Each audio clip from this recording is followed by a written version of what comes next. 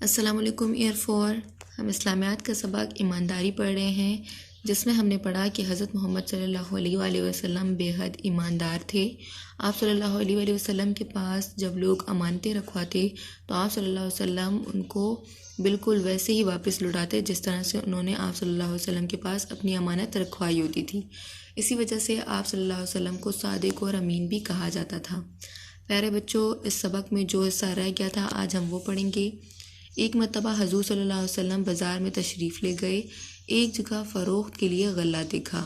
غلے کے ڈھیر میں ہاتھ ڈالا تو اس میں پانی تھا۔ آپ صلی اللہ علیہ وسلم نے تاجر سے پوچھا کہ ایسا کیوں ہے؟ تو تاجر نے کہا کہ بارش میں بھیگنے سے ایسا ہوا ہے۔ اس پر آپ صلی اللہ علیہ وسلم نے تاجر سے کہا کہ تمہیں بھیگے ہوئے غلے کو اوپر رکھنا چاہیے تاکہ لوگوں کو معلوم ہو جائے۔ پیارے بچوں، حضرت محمد صلی اللہ علیہ وآلہ وسلم ایک بار بازار تشریف لے گئے تو ایک جگہ آپ صلی اللہ علیہ وسلم نے فروخت کے لیے غلہ دیکھا۔ غلہ کہا جاتا ہے اناج یا زمین کی پیداوار کو، یعنی جس طرح سے گندم وغیرہ ہو گئی۔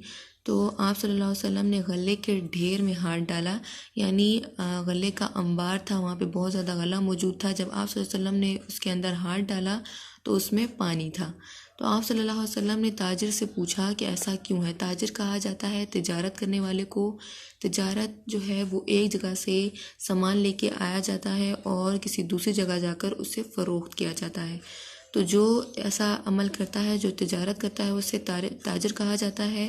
تو آپ صلی اللہ علیہ وسلم نے اس تاجر سے پوچھا جو اپنا سامان فروخت کرنے آیا تھا کہ ایسا کیوں ہے؟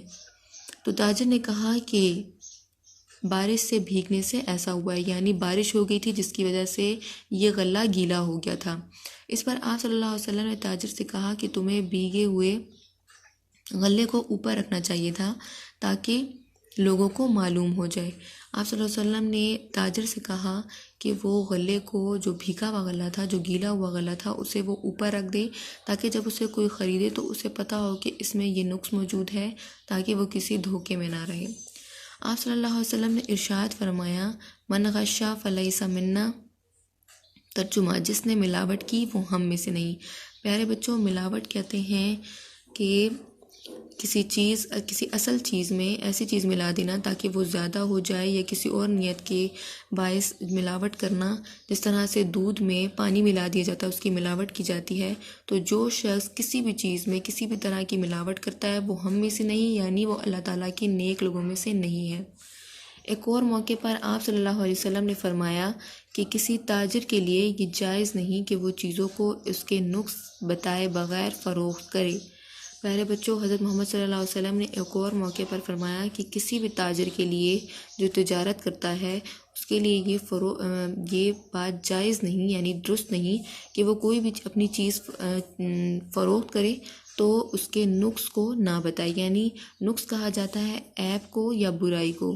اگر کوئی تاجر کسی بھی طرح کی کوئی چیز بیچ رہا ہے، اس میں کسی طرح کی کوئی خرابی ہے، کوئی عیب ہے، تو اسے بتانا چاہیے اور پھر فروخت کرنا چاہیے۔ جس طرح اگر ایک کپڑا کوئی تاجر بیچ رہا ہے اور اگر وہ کہیں سے پھٹا ہوا ہے یا کہیں سے خراب ہے تو اسے جو خرید رہا ہو اسے بتا کر ہی جو ہے بیچنا چاہیے۔ پیارے بچوں، ہم نے حضرت محمد صلی اللہ علیہ وسلم کی ایمانداری کے بارے میں پڑھا، تو ہمیں بھی چاہیے کہ ہم آپ صلی اللہ علیہ وسلم کے جو عمل ہیں ان پر خود بھی عمل کریں، اور ہم دوسروں کو بھی اس بات پر، اپنے دوستوں کو، اپنے ساتھیوں کو بتائیں کہ وہ بھی ایمانداری سے کام کریں۔ تو ہمیں بھی ایمانداری کرنی ہے اور ایمانداری سے اپنے اسکول کا کام کرنا ہے، اپنے گھر کا کام کرنا ہے، اپنی امی ابو کے ساتھ اچھے سے پیش آنا ہے۔ پیارے بچوں، یہ جو سبق ہم نے آج پڑھا ہے اس کو آپ لوگوں نے پڑھنا ہے، مشکل الفاظ آپ لوگوں نے لکھنے ہیں۔ اپنا بہت سارا خیال رکھیے۔ اللہ حافظ۔